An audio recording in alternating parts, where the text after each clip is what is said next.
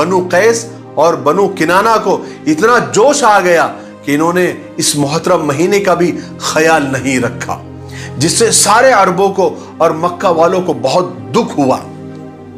यहां तक कि वो दोनों कबीलों की जंग बढ़ते बढ़ते इतनी बढ़ गई कि उन्होंने कुरैश पर भी हमला कर दिया, जिससे जो है कुरैश और भड़क गए।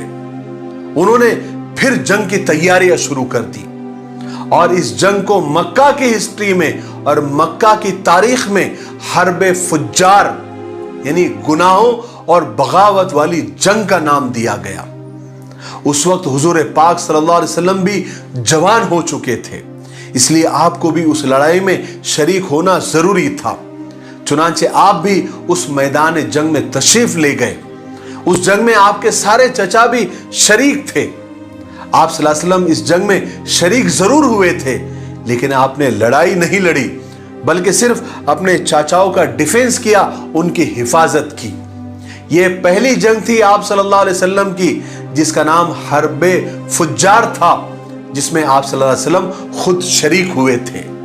इसी तरह आपकी जवानी के जमाने में एक दूसरा अहम और बड़ा वाकया हुआ, जिसको हल्फुल फुजूल कहते हैं। अब हल्फुल फुजूल अरबी का इतना गाढ़ा लफ्ज सुनकर आप घबराइए नहीं, मैं आपको समझाता हूं कि यह हल्फुल फुजूल क्या है। यह हल्फुल फुजूल एक अहदनामा, एक एग्रीमेंट था, जिसमें सब मक्का वालों ने मिलकर और सारे कबीलों ने मिलकर कसम खाई थी और उस पर मोहर लगाई थी, दस्तखत की थी कि अब मक्का में किसी पर जुल्म होगा, अत्याचार होगा तो हम नहीं सहेंगे।